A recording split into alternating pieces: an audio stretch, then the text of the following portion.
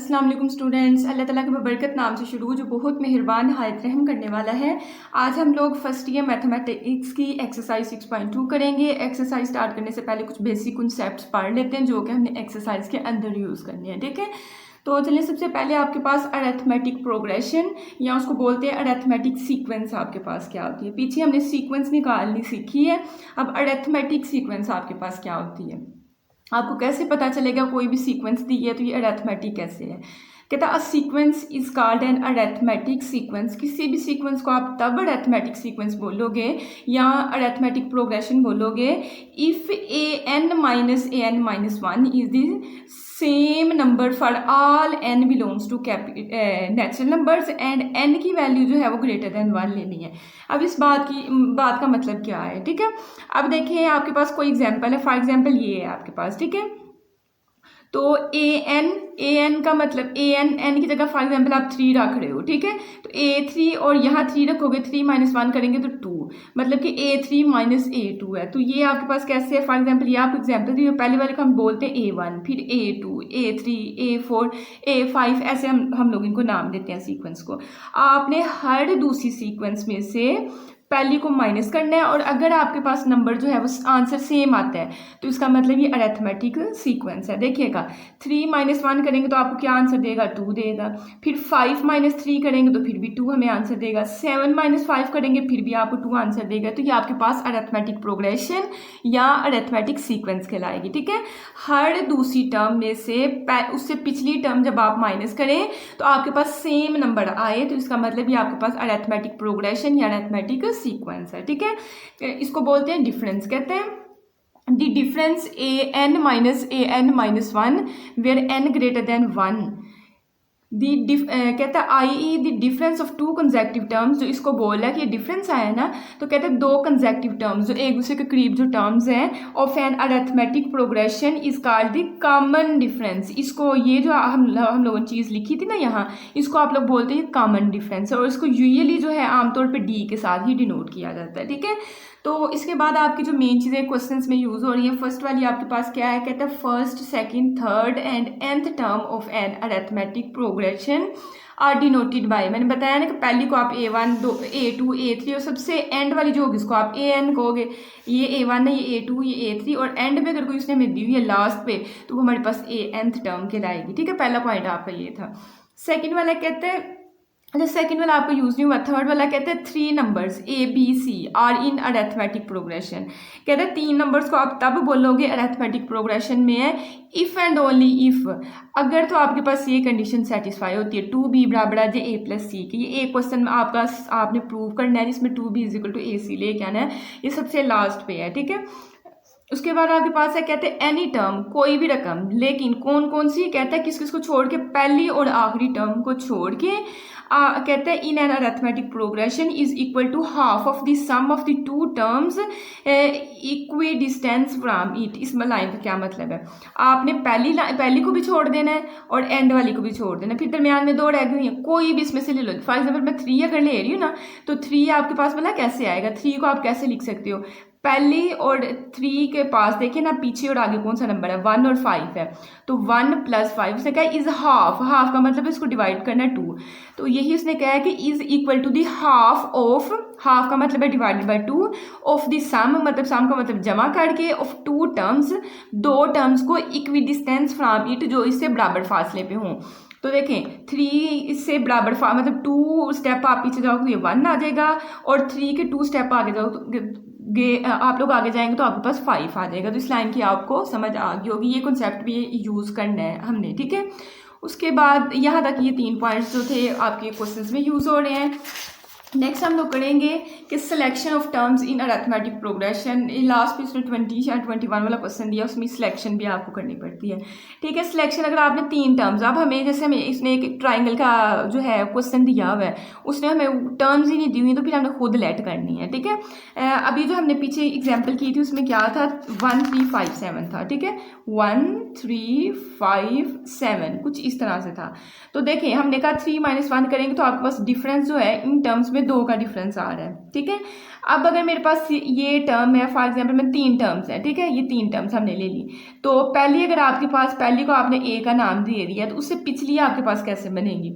जाहिर है कि 3 में से क्या माइनस करोगे कि 1 बनेगा, 3 में से 2 मतलब डी को माइनस करना पड़ेगा। इसको अगर आपने ए का नाम दिया है ना तो उससे पिछली बनानी है तो ए माइनस डी करना पड़ना है, और अगर 3 से अगली बनानी है तो फिर ए प्लस डी करना पड़ना है। ए आपने फिक्स कर लिया कि मेरा 3 है, 3 में कितना ऐड किया? 2, मतलब कि डी ऐड करके आप बनाएंगे। तो जब आपको 3 टर्म्स लेनी पड़े तो दरमियान में ए रखें, उससे पीछे ए माइनस डी, और उससे अगली बनेगी ए प्लस डी करके, ठीक है। इस तरह भी आप लोग ले सकते हैं, या फिर अगर आपने ए के बाद वाली लेनी है, ए के बाद वाली 3 लेनी है तो ए, फिर ए में प्लस डी करोगे एक दफ़ा, मतलब 1 डी इसमें ऐड करोगे, अगली दफ़ा ए प्लस 2 डी करोगे तो आपके पास ए से अगली आ जाएंगे। मैंने ये तरीका सिखाया था कि ए के अगर एक आपने पीछे लेनी और एक आगे लेनी है, लेकिन आप कहें मैंने पीछे वाली लेनी, ए के बाद वाली लेनी है तो पहले ए प्लस डी, ए प्लस 2 डी आप ऐसे करके ले सकते हो, ठीक है। उसके बाद अगर आपने 4 टर्म्स लेनी है, तो अगर आपने 4 टर्म्स लेनी है तो फिर आप ए नहीं लोगे, ठीक है, ए को फिर छोड़ दोगे आप, फिर आप इस साइड और इस साइड दोनों पे लोगे।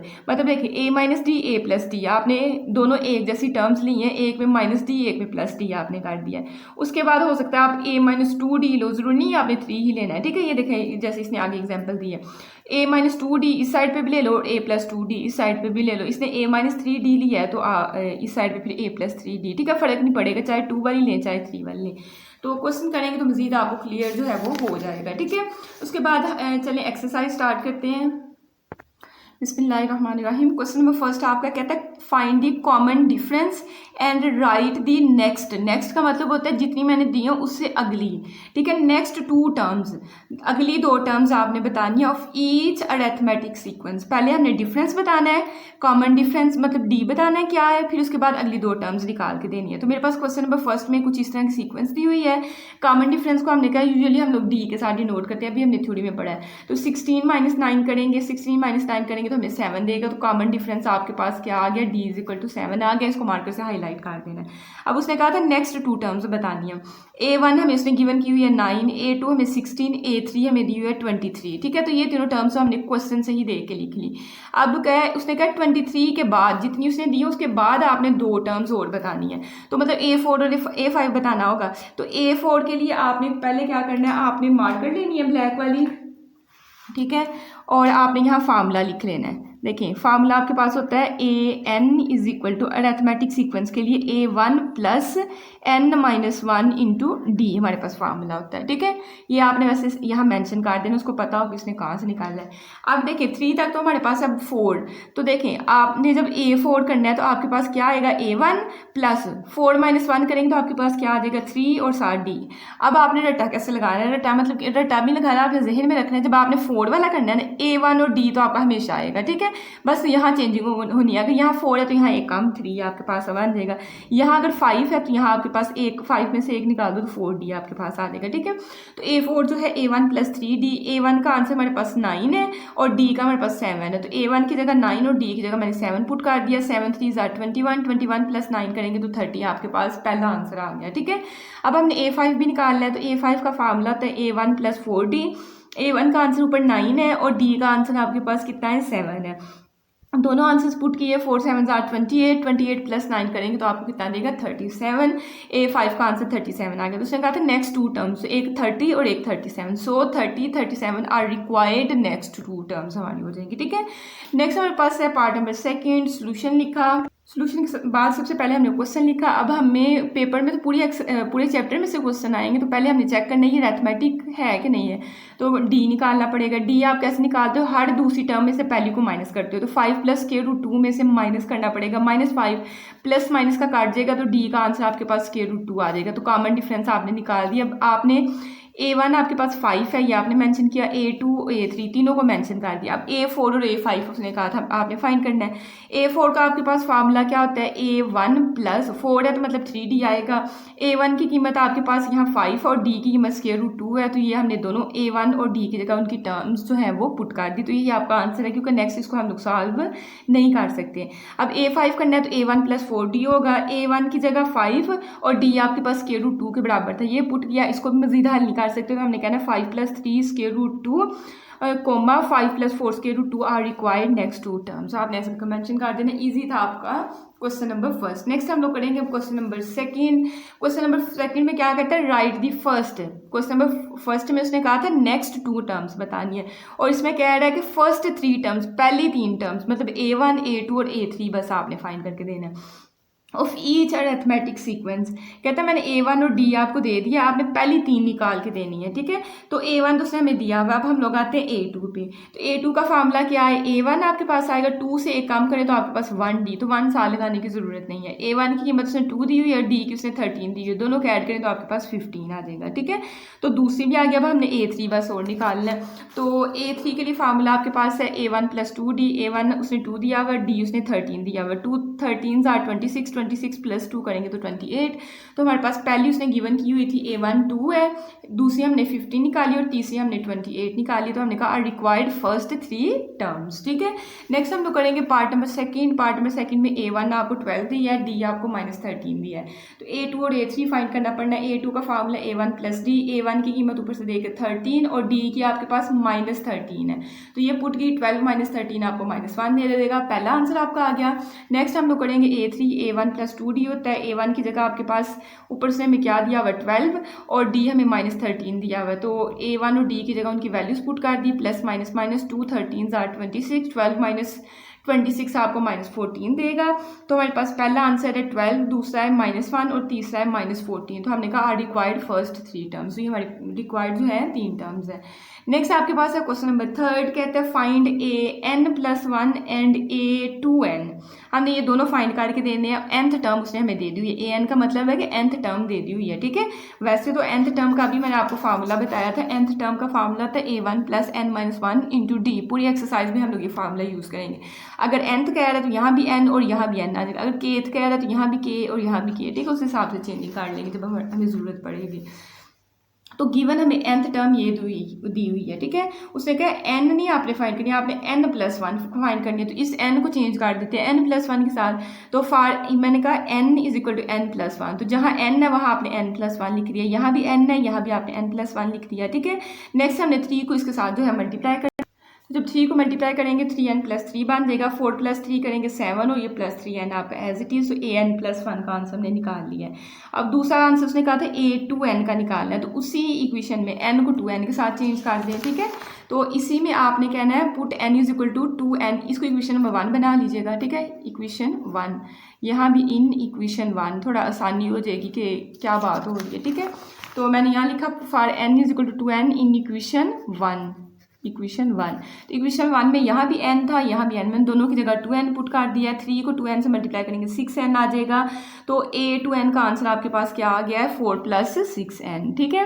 तो आपने बता देना है कि हमारे पास AN+1 का आंसर है 7 + 3n, या 3n को पहले लिख लें, पीछे उन्होंने 3n को पहले लिखा हुआ है, और A2N का आंसर 6n + आपका 4 आ गया हुआ है, ठीक है। नहीं तो ऐसे रहने कोई इतना मसला नहीं है। नेक्स्ट हम लोग करेंगे क्वेश्चन नंबर 4। क्वेश्चन नंबर 4 में कहता है फाइंड द इंडिकेटेड। वो इंडिकेट करेगा टर्म, जो वो हमें टर्म बताएगा ना, इंडिकेट करेगा, वही हम बस फाइंड कर देंगे। Of each of the following arithmetic sequence. हमें A1 दिया हुआ और D दिया हुआ है, ठीक है। पिछले क्वेश्चन में ये दोनों चीज़ें दी हुई थी। और इंडिकेट उसने क्या किया, कहते हैं A14 आप फाइंड करें। मैं 2 चीज़ें दे दी हुई हैं, तो A1 और D हमें दिया हुआ है। A14 के लिए फार्मूले में क्या चेंजिंग आएगी, यहाँ 13 आ जाएगा। A1 + 13D बन जाएगा। A1 की जगह यहाँ 3 पुट कर दें और D की जगह आपने 7 पुट कर देना है। 7 को 13 से मल्टीप्लाई करेंगे 91, 91 + 3 करेंगे तो 94 आपके पास A14 का आंसर आ जाएगा, ठीक है। नेक्स्ट हम लोग सीक्वेंस में दिया वर्ड A12 हमें जो है इंडिकेट किया कि ये आपने फाइंड करनी है। तो पहले सोल्यूशन के बाद आपने क्वेश्चन लिखा। A1 आपके पास क्या है 8, D भी निकालना पड़ना है। पहले तो उसने ऊपर वाले क्वेश्चन में D दिया हुआ था, तो D कैसे आता है, हर दूसरी टर्म में से पहले को माइनस कर लें। तो ज़रूरी नहीं कि आपने 3 में से 8 को ही करना, आप -2 में से -3 को भी कर सकते हैं, ठीक है। कोई इतना वो मसला नहीं है।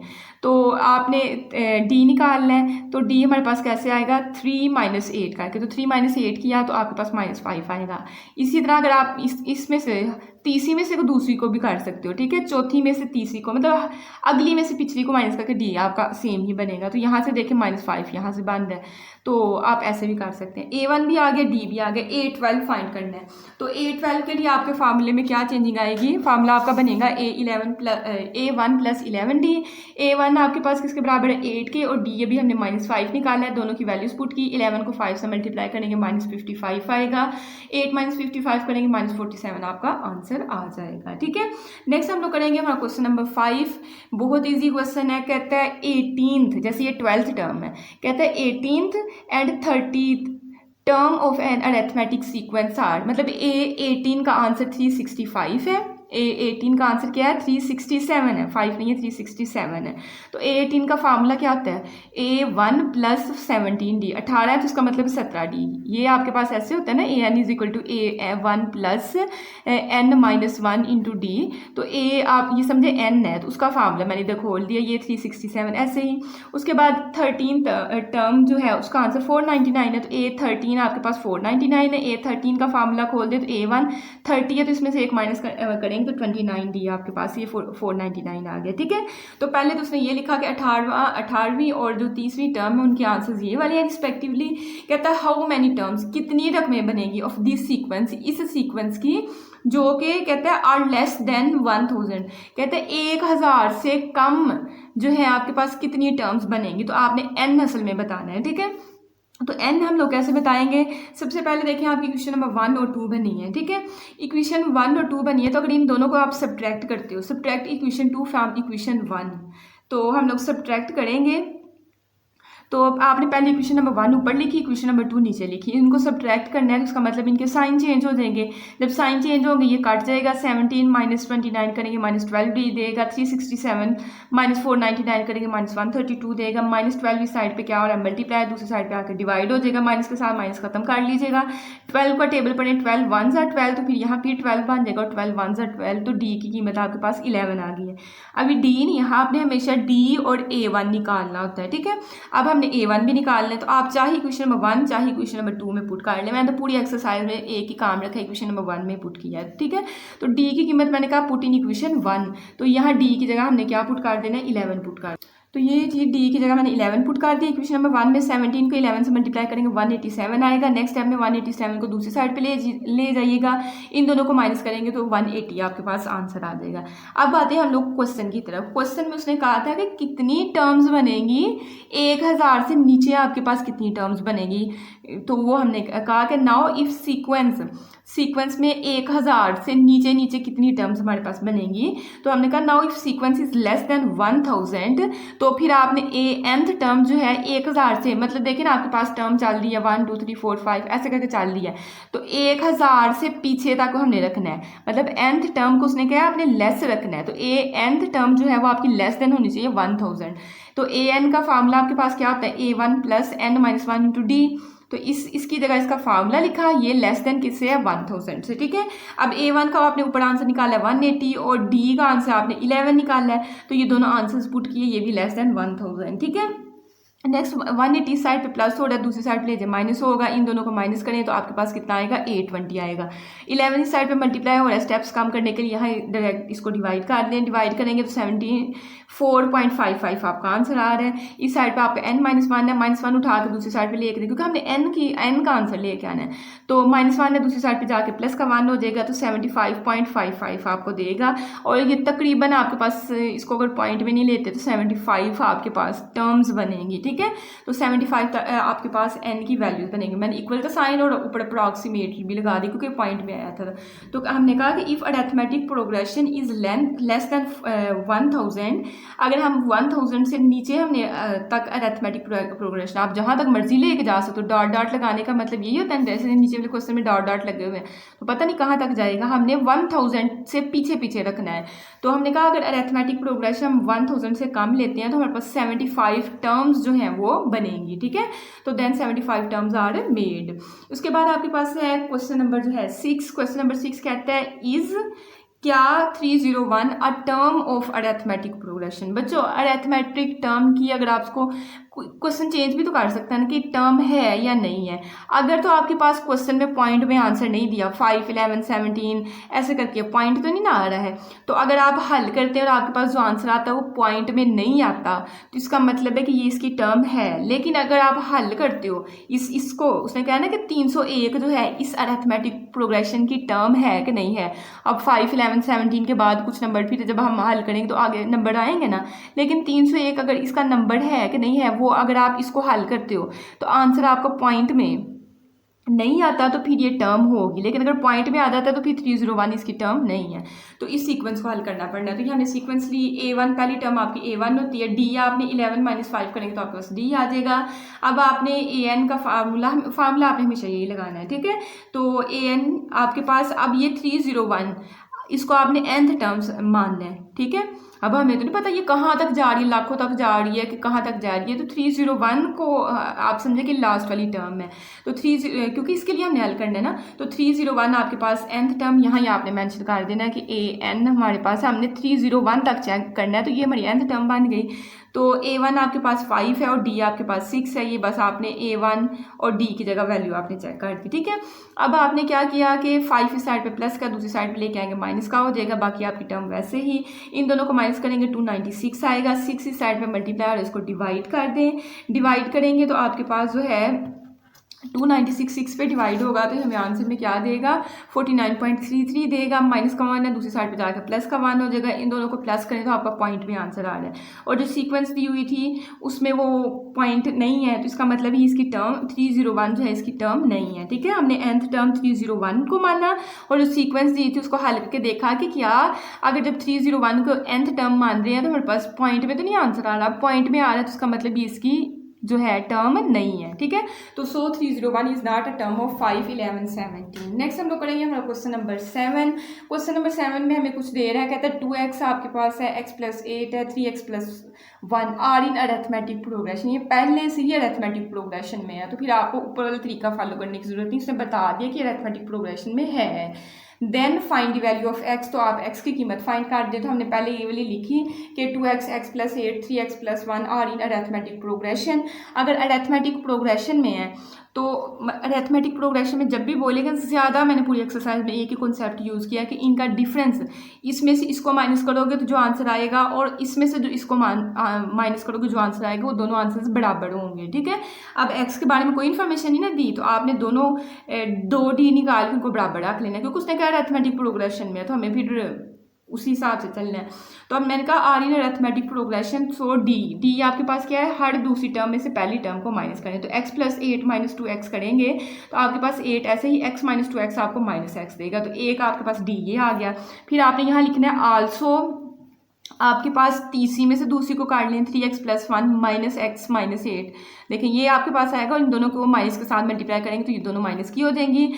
3x - x आपको 2x देगा, 1 - 8 आपको -7 देगा। तो 2 D's के आपके आंसर्स आगे हुए हैं, ठीक है। अब आगे आप इंग्लिश लिखना चाहें इंग्लिश लिख लें, नहीं तो आप इक्वेशंस का नाम दे लें, तो वो वैसे ज़्यादा आसान था। If 2x are in arithmetic, मतलब जो क्वेश्चन है अरिथमेटिक प्रोग्रेशन में, सो डिफरेंस आर इक्वल, मतलब D बराबर होगा D के, ये D इस D के बराबर होगा, तो 8 - x 2x - 7 के बराबर होगा, ऐसे लिख लें। नहीं तो इसको इक्वेशन नंबर 1, इसको इक्वेशन नंबर 2, फ्रॉम इक्वेशन 1 और 2 जब इनकी राइट साइड बराबर है तो ये आपकी ये वाली बराबर आ जाएंगे, ठीक है। अब देखिए आपने क्या करना है, 2x वाली बड़ी रकम इस साइड पे, तो ये x उठा के दूसरी साइड पे ले जाए, माइनस का x है, 2x वाली साइड पे जाएगा, प्लस का x हो जाएगा, 7 को उठा के इस साइड पे ले आएंगे, 7 भी प्लस का हो जाएगा। इन दोनों को प्लस करेंगे 15, इन दोनों को प्लस करेंगे 3x। अब x के साथ 3 मल्टीप्लाई हो रहा है, इस साइड पे 15 वाली साइड पे आएगा तो डिवाइड हो जाएगा, 15 / 3 बन जाएगा, 3 5 = 15, तो x का आंसर आपका 5 आ गया। तो बहुत ईजी आपका क्वेश्चन था, बस 2 आपने D निकाल लिया, उनको बराबर रख के तो x का आंसर ले आए हैं। नेक्स्ट आपके पास है क्वेश्चन नंबर 8, कहता है which term of the arithmetic progression, arithmetic progression हमें ये दी हुई है, इज 123। ये उसने हमें कहा है कि विच टर्म, कौन सी रकम बनेगी ये 123, जैसे ये पहली है, दूसरी है, तीसरी है, तो अकाउंट मुझे निकाल के दे के 123 इसकी कौन सी रकम बनेगी, ठीक है। तो सबसे पहले हमने कहा कि पहले आपने ये लिख लेना ऊपर कि आपको अरिथमेटिक प्रोग्रेशन क्या दी हुई है, 3, 8 और 13 और 100 ऑन जा रही है। तो A1 आपके पास 3 है, D आप निकालोगे 8 - 3 करके तो आपके पास 5 आएगा, और nth टर्म अब आपने इसको मानना है, ठीक है, पीछे मैंने कहा था जिसके लिए आपने चेक करना उसको nth टर्म आप माने, ठीक है, क्योंकि उसने nth टर्म हमें फाइंड करने के लिए उसने क्या कौन सी टर्म मतलब n फाइंड करने के लिए कहा हुआ है। तो अब आपके फार्मूले में आपके पास nth टर्म भी ना हो n भी ना हो तो क्वेश्चन को नहीं सॉल्व कर सकते। जिसके लिए उसने पूछा उसको आपने nth टर्म मानना है, तो n हमने फाइंड करना है। फार्मूला लिखा, nth टर्म आपके पास जो है वो 123 है, a1 जो है आपके पास 3 है और d आपके पास क्या है 5, वो हमने पुट कर दिया। प्लस का 3 है, इसको दूसरी साइड पे लेके माइनस का 3 हो जाएगा, ये वाली टर्म आपकी वैसे की वैसी। इन दोनों को माइनस करें तो आपके पास 120 आएगा। 5 को आपने साथ ही साइड पे जो है जाहिर है n-1 के साथ मल्टीप्लाई और इधर आके डिवाइड हो जाएगा।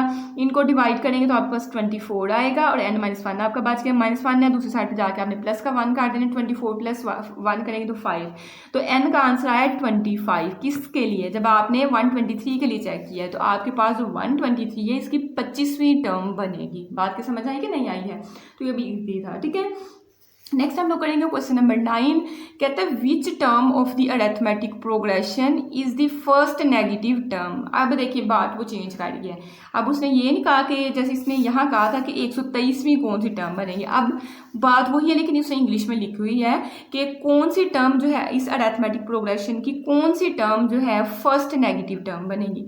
अब अच्छा देखें 30 के बाद आप जा रहे हैं 29.5, 29, तो इसका डिफरेंस क्या है? पहली बात तो देखिए मैंने पहले सीक्वेंस लिखी, ए आपके पास क्या है, A1 आपके पास 30 है, डी आप क्या करोगे 29.5 माइनस 30 करोगे तो आपके पास -0.5 आएगा, तो -0.5 का फर्क आ रहा है, ठीक है। अब 29 में से ये माइनस करोगे तो फिर -0.5 आएगा, तो ये सारी प्लस की हैं। 29 के बाद हो सकता है 28.5 करते करते एक टाइम आएगा ना, अब 30 से नीचे को गिनती जा रही है।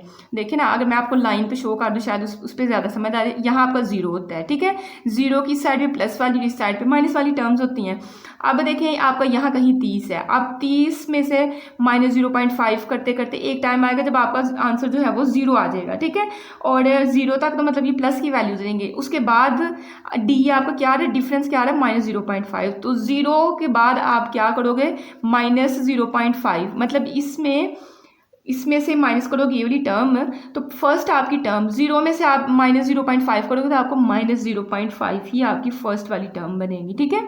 ये देखें ना, ये -0.5 है, तो -0.5 अगली टर्म बनानी है तो कैसे बनाओगे, प्लस करते हो, और अगर पिछली बनानी हो तो माइनस करना पड़ता है, तो -0.5 + 0 करोगे तो आपके पास -0.5 आएगा। मतलब कि प्लस वाली है आपके पास 29.5, 29, फिर 28.5, फिर 28, ऐसे करते करते देखें ना, एक आपके पास 30 आ रहा है, फिर उससे पीछे नंबर 0.5 में आ रहा है, 30 के बाद कौन सा नंबर होता है 29 होता है, फिर 28.5 आएगा। ऐसे ही एक टाइम आएगा जैसे 29 आया, 28, 27, 26, 25 ऐसे करके 4 भी आएगा, 3 भी आएगा, 2 भी आएगा, 1 भी आएगा। 1 के बाद आपके पास 0.5 प्लस का आएगा, ठीक है। उसके बाद 0 भी, जैसे आपका 1 भी आया उसके बाद आपका 0 भी आएगा, उसके बाद -1 भी आएगा ना, तो 0 के बाद आपने इसका डिफरेंस क्या -0.5 पहले बनेगी, फिर -0.5 में -0.5 करोगे तो फिर -1 बन जाएगी। तो फर्स्ट वाली आपकी नेगेटिव टर्म, उसने क्या फर्स्ट नेगेटिव टर्म क्या बनेगी, तो डिफरेंस से पता चलेगा। जैसे मैंने यार 28 भी आएगा, 27 भी आएगा, करते करते आपका 0 भी आएगा। अब 0 के बाद आपकी नेगेटिव वाली टर्म बननी है, तो वो नेगेटिव वाली टर्म कैसे बननी है कि आप 0 के बाद आपने 0 में -0.5 करोगे तो -0.5 आपकी फर्स्ट वाली नेगेटिव टर्म बनेगी। तो मैंने कहा so sequence becomes for first negative value as, यही सीक्वेंस अगर फर्स्ट नेगेटिव वैल्यू के लिए करनी है तो 30, 29.5, 29 करते करते पता नहीं आप कहाँ तक जाओगे, 29 के बाद 28, 27 सारी ये टर्म्स आएंगी, उनके दरमियान में वैल्यूज आएंगी, फिर एक टाइम आएगा 0 आएगा, 0 के बाद फर्स्ट नेगेटिव टर्म -0.5 बनेगी, ठीक है। 0 में इसको करोगे ऐड तो -0.5 बनेगी, तो फर्स्ट नेगेटिव टर्म हमारे पास क्या बनेगी -0.5, तो ये आपकी फिर nth टर्म हो गई, ठीक है। पिछले क्वेश्चन में nth टर्म हमें दे रहा था, अब उसने क्या फर्स्ट नेगेटिव टर्म, तो फिर हम इसको an मान के चलेंगे, A1 भी आ गया, D भी आ गया और an भी आ गया। अब हमने बताना है कौन सी टर्म बनेगी, n अब हमने फाइंड करके लेना, ठीक है। तो जब मैंने ये लिखा तो मैंने कहा यहाँ से मेरे पास जो है anth टर्म मेरे पास क्या बन गई -0.5 और n मैंने फाइंड करके देना है। फार्मूला मैंने लिखा anth टर्म -0.5 है, A1 ये और D आपके पास ये है। अब नेक्स्ट आपने क्या करना है, 30 साइड पे प्लस का, इसको उठा के दूसरी साइड पे ले जाए माइनस का हो जाएगा, और ये वाली टर्म आपने भी वैसे की वैसी लिखी है। इन दोनों को माइनस माइनस करेंगे 30 में माइनस माइनस आपका प्लस हो जाना, 30 में ये ऐड करेंगे 30.5 हो जाएगा, ये 0.5 जो है इस साइड पर मल्टीप्लाई और इधर आके डिवाइड हो जाएगा, माइनस से माइनस खत्म, इन दोनों को डिवाइड करेंगे आपको 61 देता है। ये n-1 अभी आपका ऐसे चल रहा है, माइनस का 1 है, दूसरी साइड पे प्लस का 1, 61 + 1 करेंगे तो आपको 62 देगा। तो आपके पास 62 वाली टर्म जो है -0.5 आपकी बनेगी, ठीक है। 62 term is the first negative term. आपने गिनते जाना है, कैसे गिनना है, ये पहली दूसरी तीसरी चौथी लिखते जाइएगा तो आपके पास जो है 62 वाली टर्म जो है वो -0.5 आपकी बननी है। तो ये तरीके हमें सिखा रहा है कि अगर आपसे पूछा जाए कि nth टर्म कौन सी है, मतलब कौन सी टर्म बनेगी, तो फिर आपने किस पैटर्न में चलना है। अगर आपको कोई ना कि कौन सी टर्म बननी चाहिए, n क्या है, तो आपने इस फार्मूले में आपको nth निकालना है, a1d निकालना है। और अगर इससे पीछे उसने तरीका सिखाया था, अगर nth टर्म निकालनी तो उसके लिए आपके पास a1 होना चाहिए, n होना चाहिए, d होना चाहिए, इसमें वैल्यूज पुट करो तो आपके पास an आ जाएगा, ठीक है। तो ये आप बस थोड़ा सा जो है माइंडफुल हो के करेंगे तो ये चीज़ें बहुत आसान है। ये आपकी बुक बहुत इजी है पिछली बुक के मुकाबले, पिछली में कॉन्सेप्ट्स और चीज़ें ज़्यादा थी, क्वेश्चन ज़्यादा थे, ठीक है। क्वेश्चन नंबर 10 है, कहता है दी 7th 7वीं एंड 21th 21वीं term of an arithmetic progression are. 7वीं टर्म आपके पास 37 के बराबर है, मतलब A7 37 के बराबर। इस तरह क्वेश्चन हम लोग पहले भी कर चुके हैं। तो A7 को खोलेंगे तो A1 + 6 दिया आएगा, 7 में से 1 कम कर दिया। और A21 उसने दिया हुआ 107 के बराबर, इसको भी खोलेंगे A1 + 20D आपके पास ये आ गया। तो मैंने दोनों इक्वेशंस बना के इन दोनों को माइनस करवा के D का आंसर लेके आए थे, फिर D का आंसर इसमें पुट करके A का आंसर लेके आए थे, ठीक है। वैसे ही हम लोग करेंगे। तो कहता है फाइंड दी अरिथमेटिक प्रोग्रेशन। पहले आपने अरिथमेटिक प्रोग्रेशन फाइंड करके देनी है एंड इट्स 100 टर्म, उसके बाद इसकी 100 टर्म भी फाइंड करके देनी है। तो पहले वही पिछले क्वेश्चन वाला कॉन्सेप्ट रखना है, शायद 7 वाला ये कौन सा हमने किया था, इन दोनों का आपने सब्ट्रैक्ट करना है, ठीक है। तो मैंने लिखा सब्ट्रैक्ट इक्वेशन 1 फ्रॉम इक्वेशन 2, 1 नहीं था लिखना, यहाँ सब्ट्रैक्ट में दूसरी इक्वेशन पहले लिखते हैं, इक्वेशन 2 फ्रॉम इक्वेशन 1। ऊपर मैंने इक्वेशन जो है 1 लिखी है, नीचे इक्वेशन 2 लिखी है, इनके साइन चेंज करें, A1 से A1 कट जाएगा, 6 - 20 करेंगे तो -14, 37 - 107 करेंगे तो -17, -14 इस साइड पर मल्टीप्लाई और इधर आकर डिवाइड हो जाएगा। इनकी कटिंग करें तो आपके पास D का आंसर जो है क्या आ जाएगा, 5 आ जाएगा। अब D का आंसर आपने इक्वेशन नंबर 1 में ही पुट करना है, मैंने हमेशा इक्वेशन नंबर 1 में पुट किया। इक्वेशन नंबर 1 आपने कुछ इस तरह की है, D की जगह देखिए मैंने 5 पुट कर दिया, बाकी मैंने इक्वेशन वैसे रहने दिया। 6 5 30 होता है, ये 37 ऐसे ही 30 प्लस का दूसरी साइड पर जाकर माइनस का 37 - 30 करेंगे तो आपका A1 का आंसर भी आ गया। उसने कहा था अरिथमेटिक प्रोग्रेशन बताओ। अरिथमेटिक प्रोग्रेशन मतलब पहली दूसरी तीसरी टर्म और आगे डॉट डॉट लगा देंगे, तो पहली टर्म तो आगे आप दूसरी फिर फाइंड कर दें। A2 का फार्मूला तो A1 + D, A1 भी हमारे पास है और D भी हमारे पास है, दोनों की जगह उनकी वैल्यूज पुट की, आपके पास 12 आंसर आ गया। दूसरी फाइंड कर ली, एक और कर लेते हैं, काफ़ी होंगे 3, क्वेश्चन में भी तो 3 ही दे रहा है ना अरिथमेटिक प्रोग्रेशन में। तो A3 आपके पास है A1 + 2D, A1 की जगह उसकी वैल्यू, D की जगह उसकी वैल्यू, 5 2 आपका 10 बनेगा, इनको ऐड करेंगे तो 17। तो आपके पास पहली क्या है 7, दूसरी क्या है 12, तीसरी क्या है 17, 7 12 17, इसकी अगली भी अगर फाइंड करनी हो फाइंड कर लें और आगे डॉट डॉट लगा दें, आपकी अरिथमेटिक प्रोग्रेशन आ गई। पहली चीज़ हमने फाइंड कर दी। फिर उसने कहा था A100 भी आपने फाइंड करनी है, 100वीं रकम भी फाइंड करनी है। तो A100 के लिए फार्मूला हो जाएगा A1, 100 में से एक कम करेंगे तो 99D बन जाएगा। A1 के ऊपर हमने क्या कीमत फाइंड की थी भला 7, तो उसकी जगह 7 पुट किया और D की हमने 5 फाइंड किया था, ऊपर से देकर हमने वो दोनों वैल्यूज फाइंड पुट की। 99 को 5 से मल्टीप्लाई करेंगे 495 आएगा, इन दोनों को ऐड करेंगे तो आपके पास 502 आपका आंसर आ जाएगा। तो ये था आपका क्वेश्चन 10। नेक्स्ट हम लोग करेंगे क्वेश्चन नंबर 11। क्वेश्चन नंबर 11 जो है वो भी बहुत इजी है। कहता है इफ़ 1/a - c, ये हमें फिर जो है बता रहा है कि 3 टर्म्स ये अरिथमेटिक प्रोग्रेशन में हैं।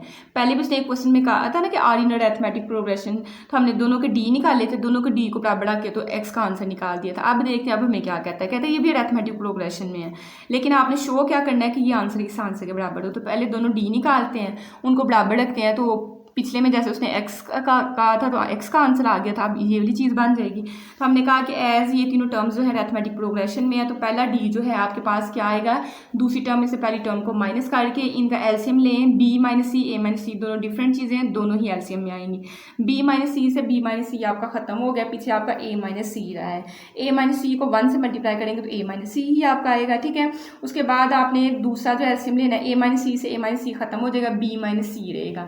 B - सी को -1 से मल्टीप्लाई करेंगे, 1 समझे है ही नहीं, माइनस के साथ मल्टीप्लाई करें तो -b + c आपका बन जाएगा। नहीं तो आप एक स्टेप ज़्यादा कर लीजिएगा, पहले यहाँ b - c और ब्रैकेट लगा के माइनस बाहर रख लीजिएगा, फिर माइनस के साथ मल्टीप्लाई कर दीजिएगा, माइनस का c और प्लस का c आपका खत्म, ऊपर a - b और नीचे आपके पास ये वाली टर्म बन गई, पहला d आपका आ गया।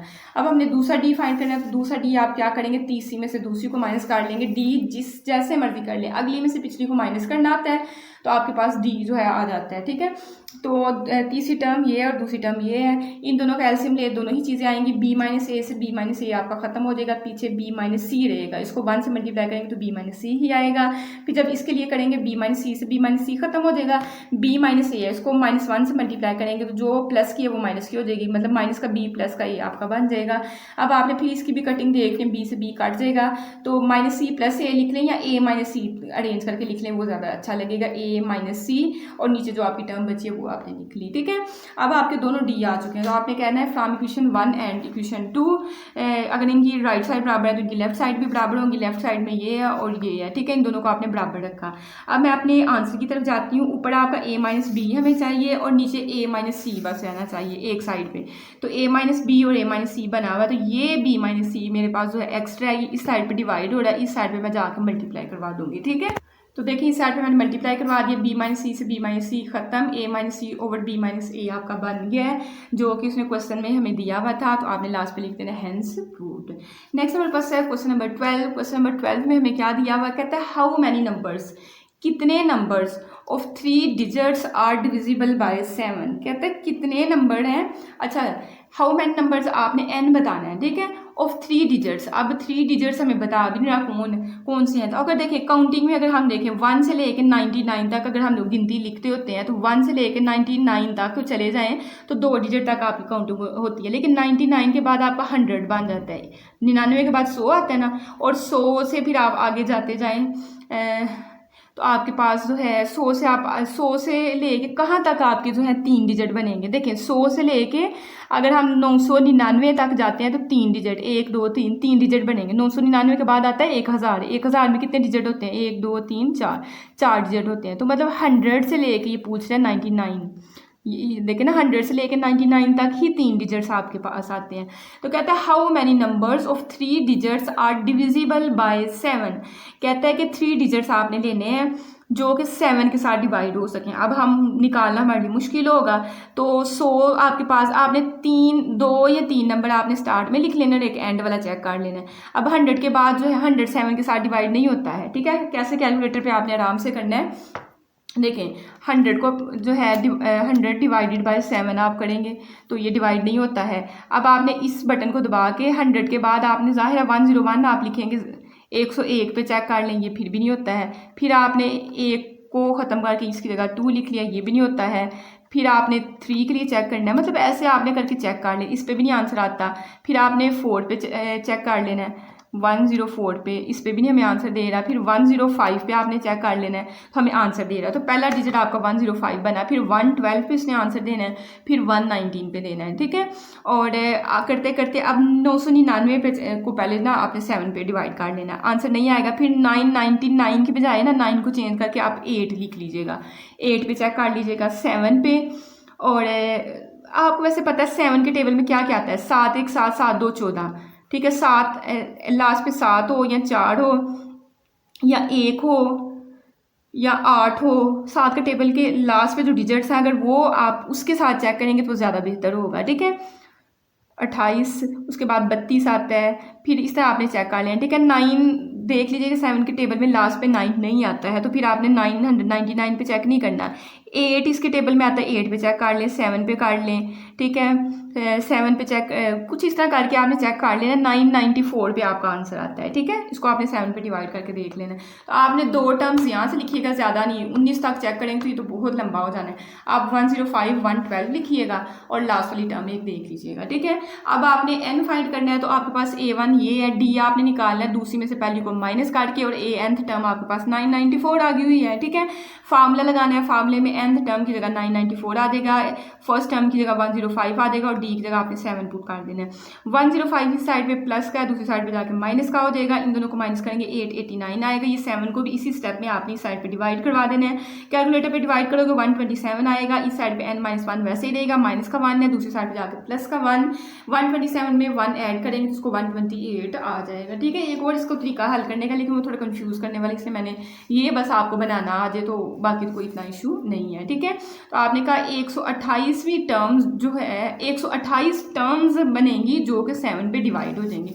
100 से लेकर 999 तक 128 टर्म है जो कि 7 पे डिवाइड हो जाती हैं। ठीक है, तो ऐसे ही आपसे कोई पूछ ले, आपको कहे कि कोई 4 डिजिट्स आपने लेने हैं, तो 4 डिजिट्स आपके 1000 से लेकर 9999 तक जाएंगे, तो वो जो है वो कितने डिजिट्स है जो 7 पे कुछ भी चेंज करके कह सकता है, 21 पे 22 पे। तो आपने ये वाला सारा तरीका फॉलो करना है। पहले आपने ये देख लेना, उसमें अरिथमेटिक सीक्वेंस वाला सारा तरीका लगा के तो आपने इसको कर देना है। ठीक है, तो ये अब आपको समझ आ गई कि कितनी रकमें जो हैं 100 से लेकर 999 तक हैं जो 7 पे तकसीम हो जाती है, वो 128 हैं। ठीक है, नेक्स्ट आपके पास है इस तरह की एग्जाम्पल्स को ना खुद ही कुछ लेके तो हल करने की कोशिश किया करें, ताकि आपका माइंड जो है मैथ में खुले। ठीक है, उसके बाद नेक्स्ट आपका क्वेश्चन नंबर 13 कहता है फाइंड द 8th टर्म, 8वीं रकम आपने फाइंड करनी है from the end of the arithmetic progression. पहले एंड कभी उसने वर्ड नहीं यूज़ किया, आपने उसने क्या आपने यहाँ से, पहले हम लोग इस साइड से हमें कहता था, अब कह रहे हैं एंड वाली साइड से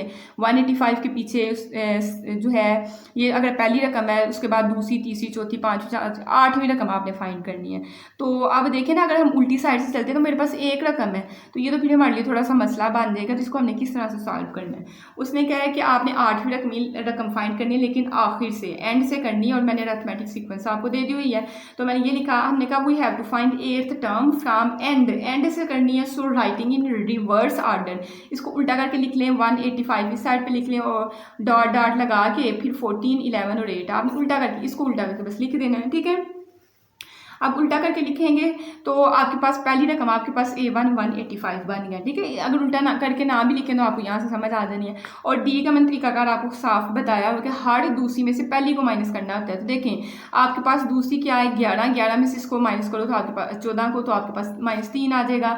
और उसके बाद आपने क्या करना है कि उसने कहा था 8th टर्म फाइंड करनी है, तो हमने कहा 8th का फार्मूला क्या होता है, A1 + 7D, 8 है तो यहाँ आपके पास 7 आ जाएगा। ठीक है, A1 की जगह आपने 185 और डी आपके पास आपने -3 निकाला हुआ है, इन दोनों को मल्टीप्लाई करो -21 बनेगा, इन दोनों को माइनस करेंगे तो 164, तो आपके पास 8वीं रकम जो है 164 बनेगी। देखिए ना 185 के करीब करीब आपकी 8वीं रकम। बात की समझ आई कि नहीं आई है? अगर आपने ऐसे ही लिखना है, इस 14 में से 11 को माइनस करेंगे आपके पास 3 बन जाएगा, उस हिसाब से हल कर लीजिएगा, नहीं तो जैसे मैंने किया ये ज़्यादा आसान तरीका है। ठीक है, नेक्स्ट आपके पास है 14 वाला क्वेश्चन, देखने में अजीब लग रहा है लेकिन उतना ही ईजी है। कहता है फाइंड द nth टर्म, आपने nth टर्म फाइंड करनी है। nth टर्म का हमारे पास फार्मूला ये होता है। ठीक है, कहता है ऑफ द प्रोग्रेशन, मैंने प्रोग्रेशन आपको दे दी हुई यार, is the progression and arithmetic progression, और आपने बताना है कि कहता है इस रकम की nth टर्म फाइंड करो, और साथ ये भी बताना है कि ये अरिथमेटिक है भी कि नहीं, तो वो फिर हम बता देंगे। अगर डी हमारा सेम आ गया तो ये अरिथमेटिक प्रोग्रेशन होगी।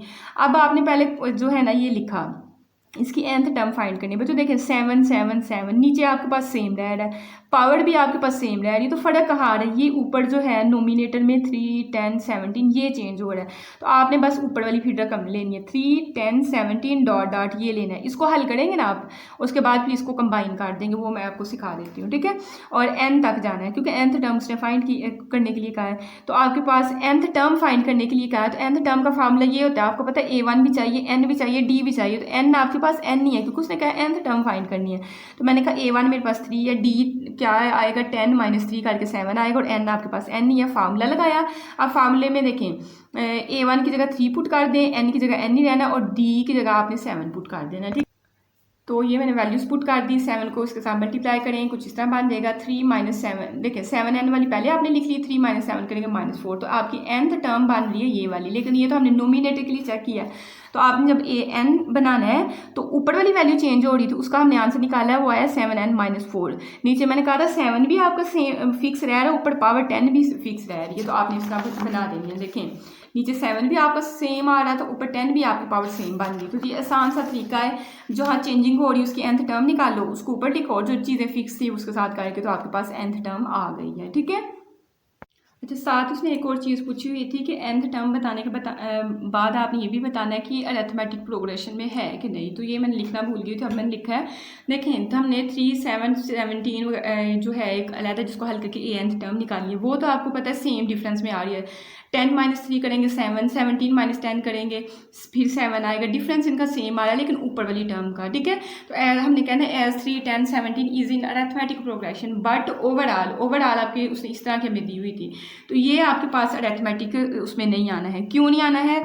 इनकी पावर्स की वजह से। 3 पावर 10 लेंगे हमें कुछ और आंसर देगा और 10 पावर 10 लेंगे तो हमें आंसर कुछ और देगा। इनका डिफरेंस निकालें तो ये आपके पास सेम नहीं आ रहा है। ठीक है।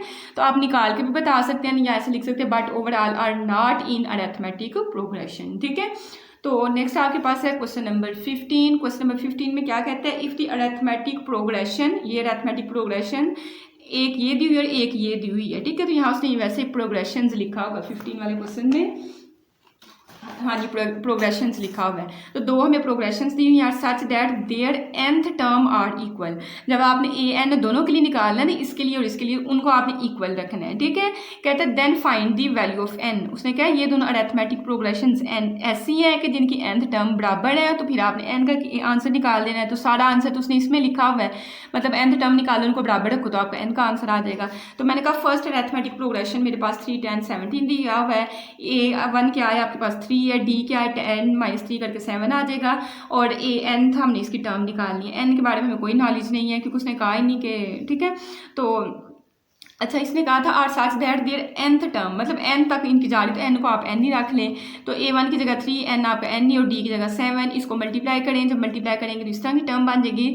7 n वाली पहले आपने लिख ली और सादी बाद में इसलिए लिखनी है कि 3 - 7 करेंगे तो माइनस का आंसर आ रहा है, तो मैंने बाद में लिख दिया -4। ठीक है। तो पहली अरिथमेटिक प्रोग्रेशन से आपने nth उसकी टर्म निकाल ली है। सेकेंड आपने जो है वो किया, तो सेकेंड अरिथमेटिक प्रोग्रेशन मेरे पास 63, 65, 67 है। a1 आपके पास ये आ गया। 65 - 63 करेंगे तो आपके पास 2 जो है वो डी आ जाएगा और आपने फिर इसका फार्मूला लगाया, फार्मूले में वैल्यूज पुट की, 2 के इसके साथ मल्टीप्लाई किया तो ये बन जाएगा। n था आपने 2n ऐसे लिखा। 63 - 2 करेंगे तो आपको क्या देगा 61 देगा। ठीक है। अब ये भी nth टर्म आ गई, ये भी nth टर्म आ गई। अब आपने वही बात लिखनी है कि हमें गिवन है कि बोथ अरिथमेटिक प्रोग्रेशंस गिवन है कि for both arithmetic progressions nth term are equal. ये मैंने सही नहीं लिखा हुआ, nth टर्म्स आर इक्वल। ठीक है। यहाँ ये ऐसे आप करके लिख लेना है, given for both arithmetic progressions nth terms are equal. nth term equal है तो फिर दोनों का एक आंसर आया था 7n - 4 और दूसरी का आया था 2n + 61, वो दोनों हमने इक्वल लिख लिए। अब 2n इस साइड पे प्लस का, इसको इस साइड पे ले आए, -4 है तो इस साइड पे आप ले जाए तो प्लस का 4 हो जाएगा। 7 - 2 करेंगे तो आपको 5n देगा। 61 + 4 करेंगे 65 देगा। 5 इस साइड पे मल्टीप्लाई और इसको डिवाइड करें, इसकी कटिंग करें। 5 1 = 5, 5 3 = 15, तो n का आंसर आपका 13 आ गया। ठीक है। तो जैसे उसने क्वेश्चन में दिया था हमने वही सारी चीज़ें पकड़ के वैसे की वैसे उसको मेंशन कर दी हैं। ठीक है। नेक्स्ट हमारे पास है क्वेश्चन नंबर 16। बहुत मजे का क्वेश्चन है। देखिए, nth टर्म के लिए आपको फार्मूला आता है कि an = a1 + n - 1 × d। अब हमें क्या कहते हैं, कहते हैं इफ द pth टर्म, पहले nth टर्म कहता था, अब pth टर्म कहेगा। तो pth टर्म कहता है of an arithmetic progression is q। देखिएगा, उसने हमें कुछ क्वेश्चन में दिया था कि आपके पास जो है 16वीं टर्म जो है वो 273 के बारे 73 के बराबर है। कुछ इस तरह के क्वेश्चन उसने हमें दिए हुए थे ना। इसी तरह हमें कह रहा है पीथ टर्म, मतलब कि आपके पास जो है ए पी आप जब करोगे ना, अब से यहाँ नंबर देने की बजाय उसने कहा है पीथ टर्म जो है वो किसके बराबर है, क्यू के बराबर है। तो मैंने कहा A P = Q. A P का फार्मूला लिखें तो A1 प्लस, अब इसमें से एक माइनस करना है। जैसे 5 होता तो हम लोग यहाँ 4 लिख लेते थे, ऐसे ही ये P नंबर है तो P - 1 × D बन जाएगा और ये Q के बराबर है। और कहते हैं एंड क्यूथ टर्म आपने यहाँ लिखना है ए क्यू जो है, क्यूथ टर्म जो है इज P के बराबर है। तो ए क्यू का फार्मूला खोले A1 + Q - 1 × D = P, ऐसे करके लिख लीजिएगा, ज़्यादा अच्छे तरीके से मेंशन होगा। ठीक है। मैंने बस ये डायरेक्ट लिखा हुआ है, आप ऐसे करके लीजिएगा। कहता है prove that it's nth term is, तो मतलब उसकी nth टर्म हमें उसने pth दी हुई है और qth दी हुई है। इनको हल करके हम लोग A1 और D निकाल लेंगे ना, उसके बाद nth टर्म का आंसर ये वाला ले आएंगे, ठीक है। तो इन दोनों का देने का मकसद ये कि यहाँ से आप A1 और D निकाल लें, ताकि जब nth वाला फार्मूला लिखें तो A1 भी हो D भी हो, उसमें पुट करें तो nth टर्म आपके पास आ जाएगी। तो देखें आप ही 4 स्टेप्स करके इसको इक्वेशन नंबर 1 इसको इक्वेशन नंबर 2 वही तरीका पीछे वाले रखना है। सब्ट्रैक्ट इक्वेशन 2 फ्रॉम 1, इक्वेशन 2 को जो है इक्वेशन 1 में से माइनस करना है। ऊपर इक्वेशन 1 लिखी, नीचे आपने इक्वेशन 2 लिखी, इनके साइन चेंज की क्योंकि हमने सब्ट्रैक्ट करना है। ये इससे खत्म। आप देखिए p-1 आपका ऐसे आएगा, फिर माइनस का साइन है तो माइनस को अंदर मल्टीप्लाई कर दें, minus Q minus minus plus का 1 बन जाएगा, तो माइनस क्यू प्लस 1, और यहाँ d आपने सेपरेट ही लिखा और q माइनस p आपका ये बन जाएगा, ठीक है। आप देखिए माइनस का 1 प्लस का 1 खत्म होगा तो p माइनस क्यू आपका यहाँ बच जाएगा, और ये टर्म आपकी ऐसे की ऐसी। अब हमने d निकालना है तो p माइनस क्यू क्या है, इस साइड पे मल्टीप्लाई और इधर आके क्या हो जाएगा, डिवाइड हो जाएगा, ठीक है। देखें ये भी p माइनस क्यू है, ये बस q माइनस p है, तो आपने ना यहाँ से माइनस का साइन बाहर निकाल लेना है। जब माइनस का साइन बाहर निकालते हैं तो जो माइनस वाली होती है वो प्लस की हो जाती है, जो प्लस वाली होती है वो माइनस की हो जाती है। ये माइनस वाली थी, ये प्लस की हो गई, ये प्लस की थी, ये माइनस की होगी। अब नेक्स्ट आपकी कटिंग हो जानी है तो d का आंसर आपका -1 आ जाना है, ये d का आंसर आना है। फिर एक का आंसर निकालने के लिए आपने किसी एक इक्वेशन में उसको पुट कर लेना है, ठीक है।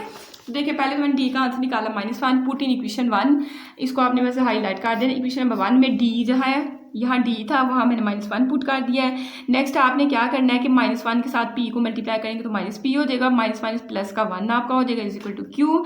नेक्स्ट आपने क्या करना है, a1 हमने निकालना था, d के बाद हमें a1 की ज़रूरत है, तो ये दोनों टर्म्स उठा के हम दूसरी साइड पे ले जाएंगे। तो माइनस का p है, इस साइड पे आके प्लस का p हो जाएगा, प्लस का 1 है तो माइनस का 1 हो जाएगा, तो a1 का भी आंसर आ गया। उसने कहा था उसकी nth टर्म जो है वो इसके बराबर आनी चाहिए, तो सारा तो उसने क्वेश्चन में हमें चीज़ें गिवन की होती हैं। उसने कहा था pth टर्म इसके बराबर है, qth टर्म इसके बराबर, तो वहाँ से हमने a1 और d निकाला, और उसने कहा nth टर्म को शो करना है। तो अब फिर हमने कहा now for nth term an is equal to a1 plus n-1 into d. a1 का आंसर भी मैंने निकाल के दिया, ये वाला वो पुट किया, और d का आंसर हमने ऊपर -1 निकाला वो पुट किया, ठीक है। नेक्स्ट आपके पास p प्लस क्यू -1 ऐसे ही, -1 को n के साथ मल्टीप्लाई करेंगे -n हो जाएगा, -1 को -1 से करेंगे +1 हो जाएगा, -1 से +1 खत्म होगा, पीछे p प्लस क्यू -n आपके पास nth टर्म आ गई। और पीछे क्वेश्चन में भी उसने हमें यही कहा था कि आपके पास p प्लस क्यू -n कौन सी टर्म होनी चाहिए, nth टर्म होनी चाहिए। तो ये था आपका क्वेश्चन नंबर 16। नेक्स्ट आपके पास है क्वेश्चन नंबर 17 जो कि बहुत इजी है। मैं आपको बार बार बोल रही हूँ क्वेश्चंस बहुत इजी हैं। अगर एक बच्चा एक एक्सरसाइज की वीडियो को 2 दफ़ा देख लेता है, उसकी प्रैक्टिस कर लेता है, उसको भूल नहीं सकती ये एक्सरसाइज, ठीक है। तो कहता है कि a1 over a 1 over b 1 over c ये सारे अरिथमेटिक प्रोग्रेशन में है। जब भी अरिथमेटिक प्रोग्रेशन में हमें जितने क्वेश्चंस में उसने कहा है मैंने एक ही तरीके से करवाया, दोनों के d निकाले हैं, d को बराबर रखा है और जो भी उसने कहा वो साबित कर दिया, ठीक है। तो कहता है आर इन अरिथमेटिक प्रोग्रेशन तो शो दैट कि b बराबर है इसके आएगा।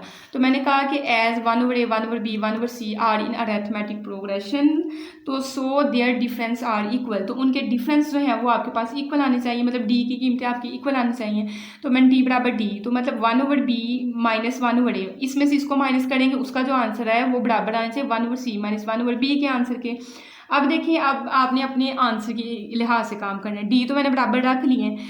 अब अगर आपके पास b is equal to 2ac over a plus c आपने बनाना है, तो आपने क्या करना है, नीचे आपको नजर आ रहा है a और c आपके पास इकट्ठी आनी चाहिए। तो आपने पहले क्या करना है, b आपके पास ये इस साइड पे एक्सटेंड, b को उठा के इस साइड पे ले जाए और a को उठा के c वाली साइड पे ले जाए। a c वाली टर्म्स मैंने इकट्ठी कर ली हैं, ठीक है। अब देखें इस साइड पे एलसीएम लेंगे, अगर जब सेम एलसीएम हो तो मतलब नीचे b है तो आपका b एक दफ़ा आ जाएगा और ऊपर वाली टर्म्स आपने वैसे की वैसे 1 + 1 वैसे ही लिख देना। यहाँ आपके पास डिफरेंट है, c आपने इकट्ठा लिखा, c से c खत्म, पीछे आपका a रहा, a 1 से मल्टीप्लाई होगा a आ जाएगा। फिर जब आप इसके लिए हल करेंगे a से a खत्म, पीछे आपका c रहा, c जब 1 से मल्टीप्लाई होगा तो ये वाली चीज़ आ जाएगी। जब आप 1 + 1 करेंगे तो आपका ऊपर 2 बन जाएगा और बाकी आपने तीनों टर्म्स वैसे की वैसी रहने देनी है, ठीक है। तो ये देखिए यहाँ पर 2 बन गया, बाकी टर्म्स मैंने वैसे रहने दिए। अब उसने एक आंसर में b एक साइड पर लिखा हुआ है, ठीक है, बटे में नहीं लिखा हुआ, b को बस आप उस साइड पे ले जाए, तो b मैंने दूसरी साइड पे ले गई, ये आ गया। अब ये साइड b को जब उस साइड पे ले गए हैं और ये दोनों टर्म्स आपने इस साइड पे ले, क्या ये c a इस साइड पे डिवाइड हो रहा है, 2 के साथ जाके मल्टीप्लाई हो जाएगा, ये ऊपर मल्टीप्लाई हो रहा है तो ये नीचे आ जाएगा। तो ये हमारे पास आंसर आ गया, ठीक है। तो ईजी है काम, आपका कोई इतना मुश्किल काम नहीं है। दोनों d को बराबर रखें, b वाली रकम एक साइड पे काट लें और ac वाली रकम एक साइड पे काट लें, उनके एलसीएम ले तो आपका प्रूव हो जाता है। फिर नेक्स्ट वही क्वेश्चन हमें दे रहा है लेकिन आंसर में अब चेंजिंग कर रहा है, तो फिर हम भी उसी हिसाब से करेंगे। कहता है कि अगर आपके पास ये a1 over a1 over b 1 over c are in arithmetic progression, पीछे भी उसने यही कहा था, show that their common difference is a minus b a minus c और 2ac। कॉमन डिफरेंस मतलब जो दोनों का डिफरेंस आ रहा है उनको कॉमन मतलब उनको अगर आप ऐड करते हो तो आपके पास ये आता है। तो मैंने कहा कि ये मेरे पास जो है अरिथमेटिक प्रोग्रेशन में है, और पहला डिफरेंस अगर डी निकालें तो दूसरी में से पहली को माइनस करके मतलब 1/b माइनस 1/a करके आएगा, और दूसरा जो है 1/c। अब मैंने दोनों डी बराबर क्यों नहीं रखे, उन्होंने कहा कॉमन डिफरेंस, मतलब दोनों के डिफरेंस को आपने प्लस करना है। तो पहला डिफरेंस आपके पास ये आ गया, दूसरा डिफरेंस आएगा 1/c माइनस 1/b। अब इन दोनों का आपने ऐड करना है, तो आपने कहना है ऐड इक्वेशन 1 एंड इक्वेशन 2, दोनों को ऐड किया, इस साइड पे भी डी है, डी में डी ऐड हो जाएगा, और इस वाली टर्म में ये वाली टर्म आपकी ऐड हो जाएगी। ठीक है, नेक्स्ट आपका प्लस का और माइनस का ये कट जाएगा, पीछे आपका 1/c माइनस 1/a बच गया। ठीक है, मैंने पहले प्लस वाली फिर माइनस वाली लिखी है, और इस साइड पे आपका 2d बना हुआ है। इधर एलसीएम ले तो सी ए, इसका एलसीएम बनेगा, सी से सी खत्म हो जाएगा, पीछे आपका ए रहेगा, ए जब 1 के साथ मल्टीप्लाई होगा तो ए ही आ जाएगा। ऐसे इसका एलसीएम लेंगे तो ए माइनस सी आपका बनेगा। ठीक है, अब डिफरेंस उसने कहा था कॉमन डिफरेंस डी जो है वो बराबर आए, तो फिर ये 2 तो नहीं ना आप लेंगे, 2 इस साइड पे मल्टीप्लाई और इधर आगे आपने डिवाइड कर देना है। तो कॉमन जो डिफरेंस जो डी दोनों से आ रहा है वो a minus c over 2ac आ रहा है, और यही उसने कहा था कि आपने साबित करना है। तो इज रिक्वायर्ड डिफरेंस यहाँ आप कह दें कि हैंस प्रूव्ड। ठीक है, तो ये था आपका क्वेश्चन नंबर 18। नेक्स्ट हमारे पास है क्वेश्चन नंबर 19। क्वेश्चन नंबर 19 जो है वो भी इसी तरह क्वेश्चन अभी हम लोग पीछे भी करके आए हैं। ठीक है, जिसमें उसने एक टर्म दी थी, पीथ टर्म का आंसर दिया था, क्यूथ का दिया था, और nth का उसने कहा था आपने p plus Q minus n के बराबर लेके आना है। 16वें क्वेश्चन में हमने किया था, सेम वही तरीका हम लोग यहाँ करेंगे। कहता है ए के एंड ए एम डिनोट, जाहिर कर लिए 2 डिफरेंट टर्म्स, 2 डिफरेंट टर्म्स को ऑफ एन अरिथमेटिक प्रोग्रेशन। जैसे ए एन जो है nth टर्म को शो करता है, जैसे ए के और ए एम 2 टर्म्स को शो कर रही हैं। तो ए के अगर के यहाँ लिख दिया तो a1 प्लस के माइनस 1 इंटू डी बन जाएगा, और अगर m लिख दिया तो फिर m माइनस 1 इंटू डी बन जाएगी। तो ये 2 टर्म्स है अरिथमेटिक प्रोग्रेशन की। ठीक है, कहते हैं ये 2 टर्म्स हैं। अब उसी क्वेश्चन वाला हम लोग ट्रिक लगाएंगे, इन 2 टर्म्स से क्या करेंगे, a और d निकाल लेंगे जैसे हम लोग करते हैं।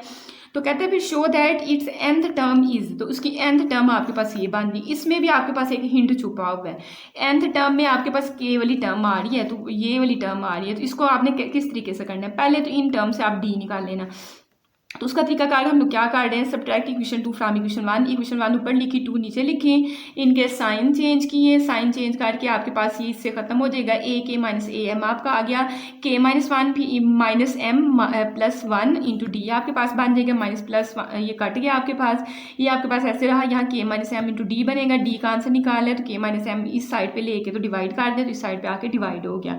फिर मैं इसको पुट आपको करवा रही हूँ इक्वेशन नंबर 1 में, तो आपने लिखा पुट इन इक्वेशन 1। जब इक्वेशन नंबर 1 में पुट करेंगे तो जहाँ डी है वहाँ उसकी जगह आपने ये वाला आंसर पुट कर दिया। ठीक है, नेक्स्ट आपने क्या करना है कि A1 का आंसर निकालना है। तो A1 का आंसर निकालेंगे तो ये वाली सारी टर्म उठा के आपने ए के वाली साइड पे ले जानी है। ठीक है, आंसर में उसने सबसे पहले हमें एक ए के दिया हुआ है। ठीक है, तो वो हमने बना लिया है। वैसे भी A1 के आंसर को नेक्स्ट हम लोग हल नहीं कर सकते, इस टर्म को इसके साथ कैसे आप हल करोगे, नहीं हो सकती है ये। ठीक है, तो नेक्स्ट आपने अब क्या करना है, A1 आपने निकाल लिया, डी भी आपने निकाल लिया, अब हमें nth टर्म उसकी फाइंड करनी है। तो उसने कहा था show that it's nth term is, तो nth टर्म के लिए आपने क्या करना है, उसका फार्मूला लिखना है। Now nth term of arithmetic progression is an is equal to ये होती है। अब A1 का आंसर भी जो है हमने निकाला और D का भी आंसर निकाला है। सबसे पहले तो D का आंसर जो है वो पुट करें, A1 का भी कर दें। A1 का ये आपके पास टोटल आंसर ये वाला सारा मैंने पुट किया, n-1 ऐसे है, और D का आंसर भी आप चाहे यहाँ पुट कर दें चाहे नेक्स्ट वाले स्टेप में कर दें। ठीक है, एक में कर देंगे तो ज़्यादा बेस्ट है।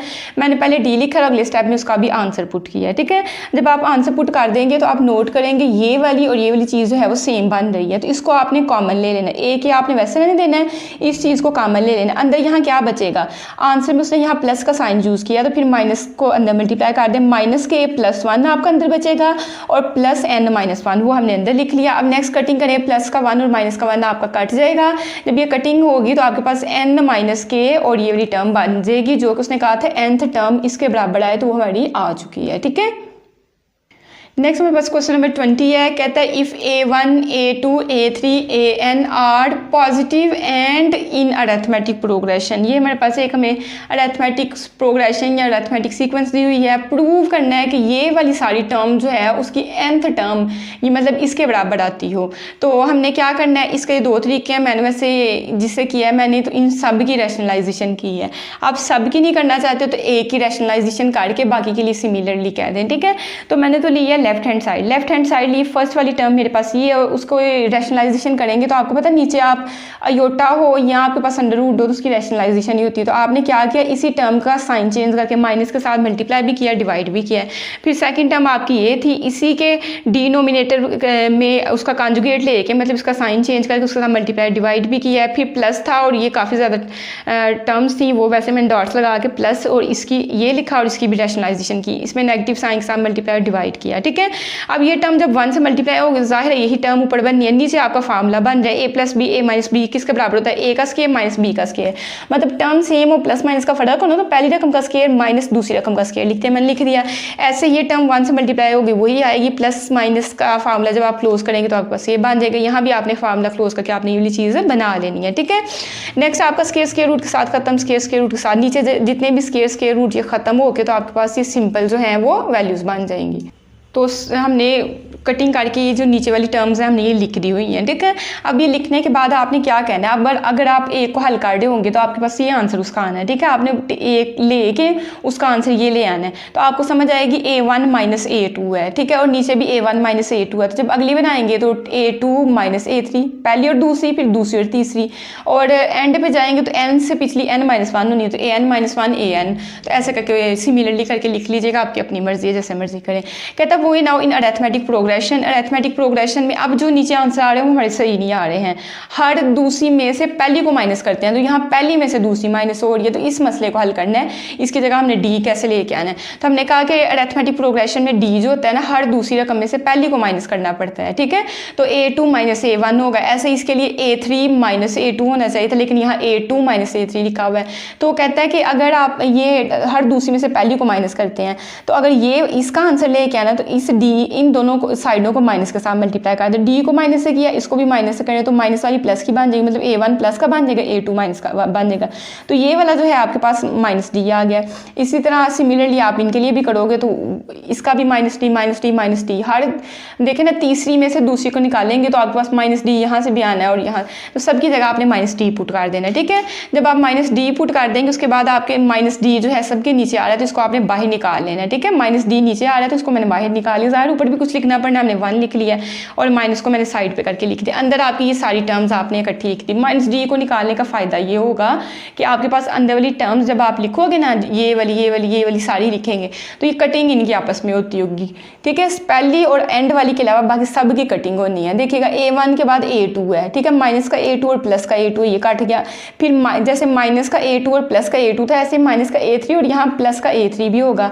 ऐसे ही AN माइनस 1 ये जैसे ये प्लस की और उससे पीछे उसकी माइनस वाली टर्म है ना, ऐसे ये प्लस की है तो इसके पीछे भी तो माइनस वाली इसकी टर्म होगी, वो भी काट जाएगी, तो फर्स्ट वाली और एंड वाली टर्म आपकी बन जाएगी। ठीक है, तो ये हमारे पास आ गया। अब हमने कहना फॉर nth टर्म के लिए हम लोग इसको इस तरह लिखते हैं, nth टर्म से हमने डी का आंसर असल में निकालना है। ठीक है, तो जब डी का आंसर निकालना है तो A1 ही साइड पे प्लस का, दूसरी साइड पे आके माइनस का हो जाएगा। डी का आंसर निकालने के लिए अगर ये मल्टीप्लाई हो रहा है तो इसको भी साइड पे ले आए तो डिवाइड हो जाएगा।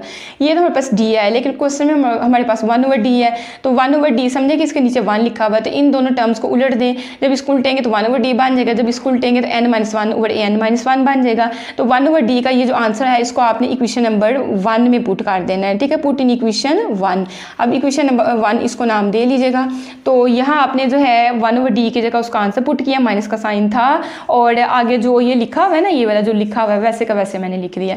अब अगर आप नोट करें तो A1 पहले और AN बाद में है, लेकिन नीचे उल्टा काम हो रहा है, तो ये माइनस को नीचे मल्टीप्लाई कर दे। जब माइनस को मल्टीप्लाई करेंगे तो A1 प्लस का बन जाएगा, ये फर्स्ट पे लिख लें, और AN माइनस का बनेगा तो इसको बाद में लिख लीजिएगा, और इन दो टर्म्स को आपने ऊपर इकट्ठा करके लिख लेना। अब जाहिर है सेम टर्म्स बनाने का मकसद था कि इनकी कटिंग हो जाए। तो अब देखें A1 को मैं क्या ऐसे लिख सकती हूँ, स्क्वायर रूट भी मैं लिख दूँ और स्क्वायर भी लिख दूँ, क्या होगा, स्क्वायर रूट से खत्म होगा, A1 आ जाएगा। और AN को भी आपने ऐसे ही लिख लेना, स्क्वायर रूट भी लिखना, स्क्वायर भी लिखना है, क्योंकि ऊपर वाली को हमने खत्म करना है, हमें अपना रिजल्ट बनाना है। ठीक है, तो अब देखिए ये A² माइनस B² का फार्मूला बन गया हुआ, तो ये फार्मूला खोल दें, A plus b A minus b में लिखा, माइनस वाली टर्म से खत्म होगी, n-1 ऊपर रह जाएगा और नीचे आपके पास यही उसने कहा था आंसर में आपने क्या करना है, प्रूव करना है। तो ये था आपका क्वेश्चन नंबर 20। नेक्स्ट हमारे पास है क्वेश्चन नंबर 21, कहता है if the roots of the equation, हमें ये इक्वेशन दी हुई है और इसके रूट्स क्या है आर इक्वल। जब रूट्स इक्वल हो तो हमने 10th में पढ़ा था b² - 4ac को इक्वल टू 0 रखना है। तो पहले तो हमने उसने तरीका बता दिया कि आपने रूट्स को इक्वल रख के कोई ना कोई आंसर लेके आना है।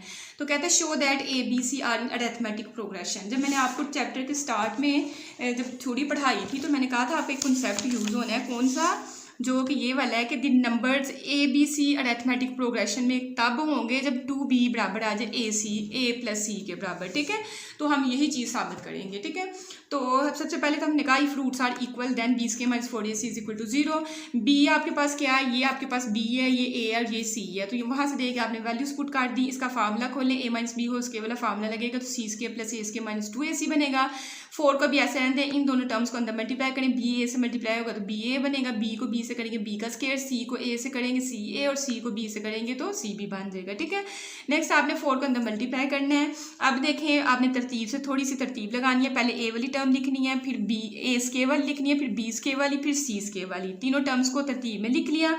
अब जाहिर है दो आपस में a b वाली इकट्ठी होनी चाहिए, तो a b वाली ढूंढे, ये वाली टर्म आपने लिखनी है, फिर b c वाली इकट्ठी करनी है, तो b और c वाली टर्म कौन सी है, ये वाली लिखेंगे, और फिर a c वाली टर्म। ठीक है, अरेंज करके पहले a², b², c², फिर इन दोनों को मिला के a b वाली टर्म यहाँ से ढूंढ के लिखनी है, फिर b c वाली टर्म ढूंढ के लिखनी है, और फिर a c वाली टर्म ढूंढ के लिखनी है। अब आपने देखना है कि प्लस माइनस का कोई फर्क तो नहीं आ रहा, पहले सब में प्लस है, इन दो टर्म्स के साथ माइनस है। ठीक है, तो इन दोनों टर्म्स में कौन सी चीज़ है जो दोनों में मौजूद है, तो देखें ए बी में देखना है। ठीक है, तो बी आपके पास दोनों में मौजूद है, तो मतलब बी वाले में माइनस का फार्मूला आपने पीछे बनाने की कोशिश करनी है। पहली का स्क्वायर, अब प्लस का साइन है, अब ये प्लस का है तो माइनस का साइन हम बाहर नहीं लगा सकते, लेकिन मैं अंदर माइनस का साइन लगा सकती हूँ, क्योंकि माइनस जो है इवन पावर की वजह से ख़त्म हो जाएगा, जब इसको खोलेंगे तो फिर प्लस का ही आएगा। ठीक है, तो -2b, इसको क्लोज करके लिखे तो -2b होल स्क्वायर, ये c², ऐसे ही +2। अब ए बी तो हमने इकट्ठा करके लिख लिया है, और मुझे पता है बी वाली रकम अब मेरे पास -2b है, तो मैंने 2 लिखा, ए वाली रकम मुझे ए ही चाहिए और बी वाली रकम में -2b बना लिया। ठीक है, a + b होल स्क्वायर का फार्मूला बनाने के लिए इसी को तोड़ के 2ab आपने लिख लिया, फिर 2bc बनाना है, तो 2 और bc। अच्छा, ये इसके बाद आपकी ये वाली टर्म बननी थी, ये वाली 2 और b में आपको क्या चाहिए, -2bc, और मतलब -2b और c में आपको फिर क्या चाहिए, c चाहिए, फिर +2ac। तो 2 ऐसे ही a देखे पीछे आपका क्या बना है, a ही बना है, और c आपका c ही बना है। ठीक है, तो ये आपके पास ये वाला फार्मूला बन गया। अगर मैं नहीं समझा सकती सही से तो ऐसे देखिए, a + b, ये फार्मूला तो a का स्क्वायर + b का स्क्वायर + c का square plus 2ab + 2bc + 2ac। ठीक है, ये फार्मूला होता है। अब a आपको समझ आ गया, ये है, b आपको समझ आ गया, ये है, c आपको ये समझ आ गया, तो आपने इस हिसाब से बना देना है। ठीक है, तो ये मेरे पास बन रहा है a + b + c whole square का फार्मूला। b में आपके पास माइनस का साइन था, इसलिए दरमियान में माइनस का साइन आया। ये स्क्वायर को खत्म करने के लिए आपको स्क्वायर रूट दोनों साइडों पे लेना है, स्क्वायर रूट से खत्म, तो आपके पास ये आ गया। 0 का जो मर्जी पावर लो 0 ही होती है। अब हमने क्या साबित करना था कि 2b जो है वो आना चाहिए a + c के बराबर, तो माइनस का 2b है, इसको उठा के दूसरी साइड पे ले जाओ तो प्लस का 2b बन जाएगा, और बस इसको उठा के ले गए हैं। इस साइड पे आपका a + c प्लस का ही था, हमने वैसे का वैसे लिखा है। ये तो हमारे पास आया पहली बात जो उसने की थी कि ये इस इक्वेशन के रूट्स है। अगर रूट्स को भी हम लोग ले रहे हैं तो 2b = a + c हमारा r है। अब नेक्स्ट उसने कहा था कि शो दैट ये अरिथमेटिक प्रोग्रेशन में होना चाहिए, तो ABC अरिथमेटिक प्रोग्रेशन में होनी चाहिए। तो उसका मैंने तरीका आपको बताया कि आपका 2b का आंसर a + c आना चाहिए। तो मैंने क्या कहा, हमने कहा we prove ABC are in arithmetic progression. अगर अरिथमेटिक प्रोग्रेशन में हमने साबित करना है तो उसके लिए अगर मैं कहूँ कि इफ़ इट इज़ ये अरिथमेटिक प्रोग्रेशन में है, आगे कोमा लगा देना है, तो then B is average of A and C। अच्छा, मैंने 2 तरीकों से किया हुआ, ये एरो इसलिए मैंने लगाया कि अगर आपने इस तरीके से करना है तो दोनों के D निकालें, दोनों के D को बराबर रखें तो आपका आंसर आ जाएगा।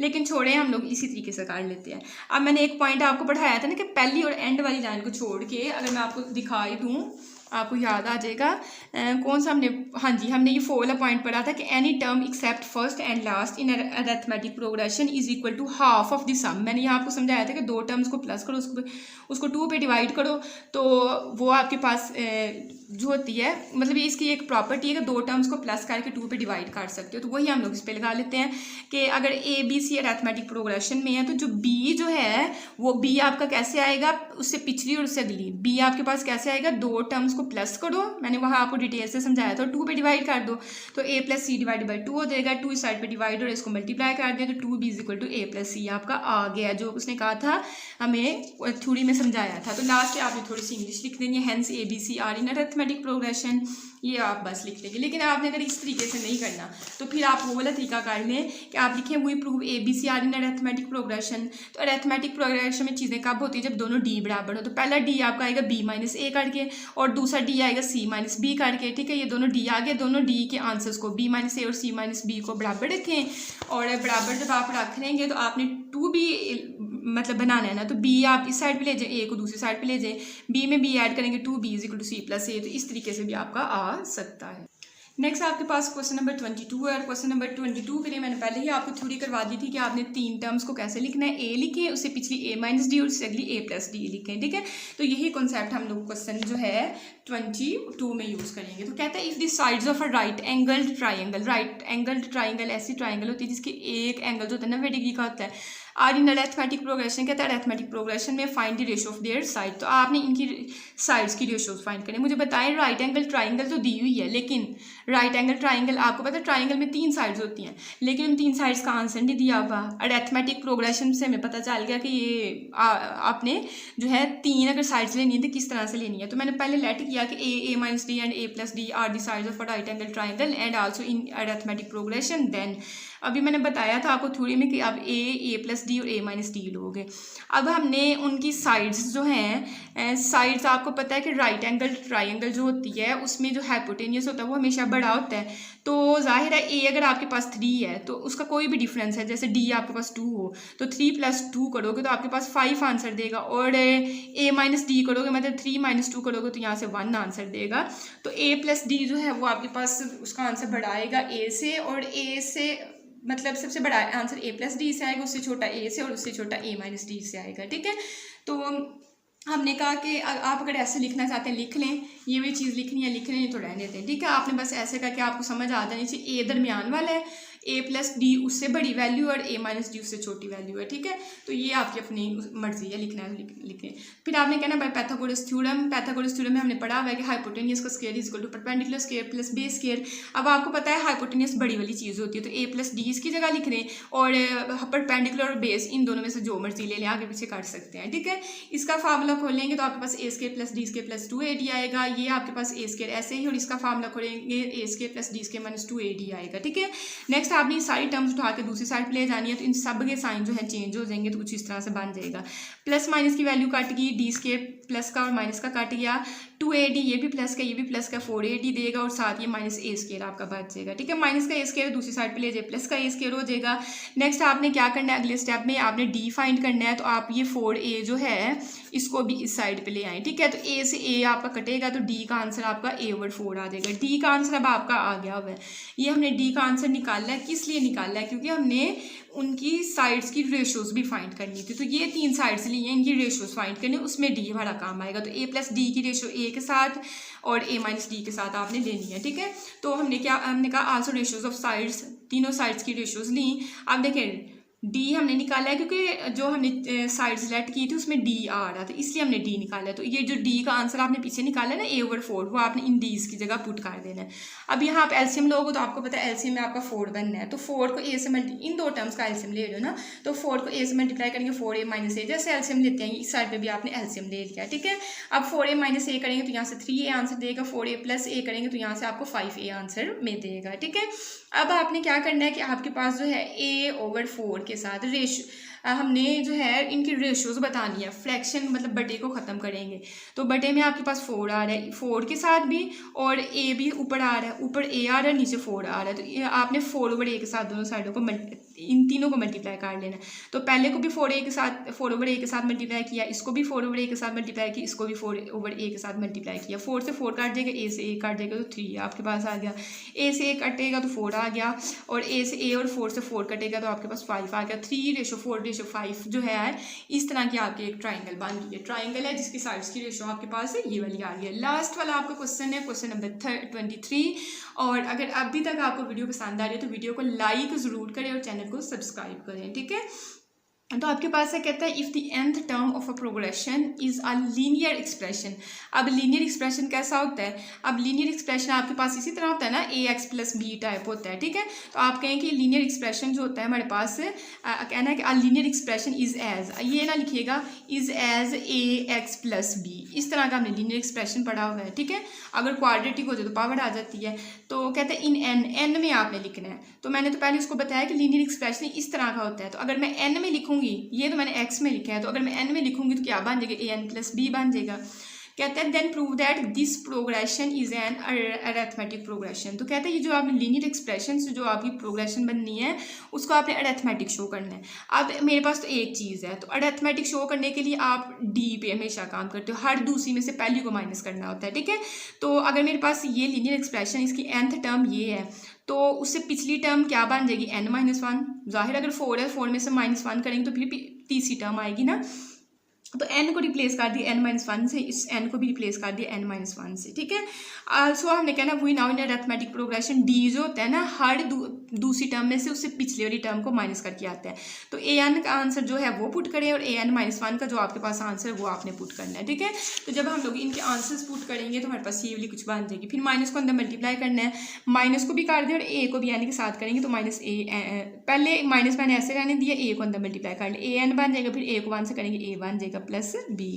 अब आपने माइनस को भी अंदर मल्टीप्लाई करना है तो ये भी माइनस की हो जाएगी, ये यहाँ से प्लस का बन जाएगा और ये इसको इसके साथ करेंगे तो माइनस का आपका बन जाएगा, ठीक है।